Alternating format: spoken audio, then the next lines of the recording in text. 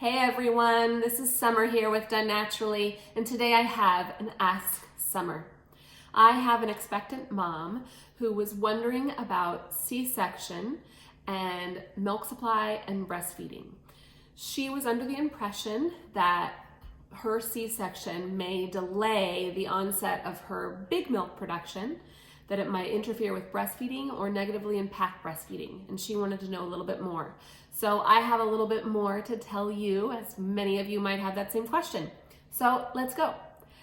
So the C-section itself, the act of the surgery, that does not have anything to do with milk making or lactation or breastfeeding.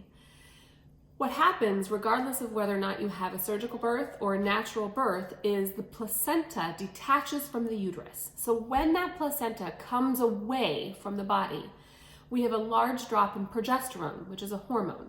And when that hormone drops so low like that, because the placenta came off, our body signals to itself to make the big milk production after the colostrum. So regardless of your birth, that will still occur. Now, can a C-section lead to baby and mom separation? It can. And that's where the impact lies, is the separation part. If you aren't frequently nursing after your C-section, if you're separated for some other medical reason from your baby and your baby can't begin breastfeeding or you can't begin pumping or hand expression, then that's where the impact negatively can happen to your milk supply. It's not the actual surgery. So during your recovery from a C-section, sometimes you feel sleepy. The medications that you're on, the big surgery you just went through makes you feel tired. The baby was also probably exposed to some medications as well, and that can make them feel sleepy. And then on top of that, regardless of a C-section or a natural birth, all babies are sleepy in the first 24 hours anyway.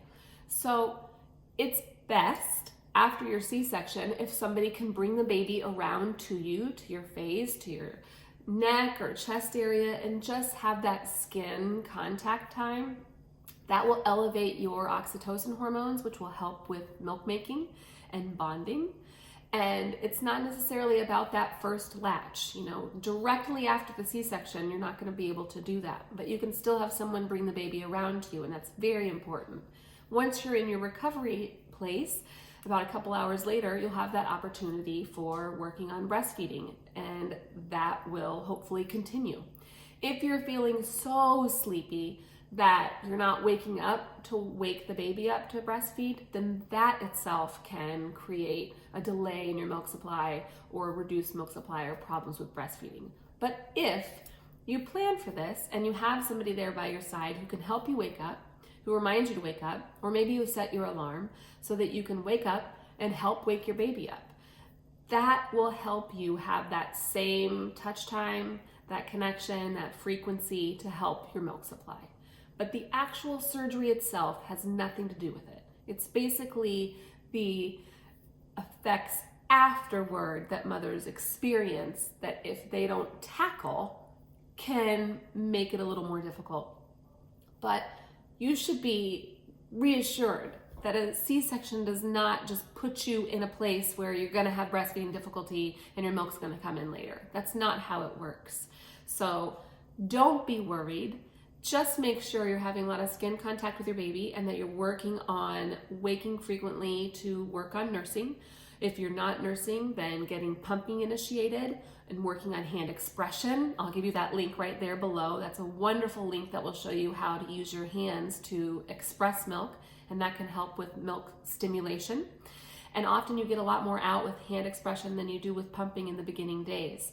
So if you have a sleepy baby, and even if you didn't have a C-section and you had a natural birth and your baby is so sleepy they won't breastfeed, in order to protect your supply, get pumping and hand expressing. Get that frequency going regardless of the baby. Mimic it yourself until the baby has enough time to wake up on their own. So I hope that helps, and I hope you have a wonderful birth, and I will see you guys later. Bye.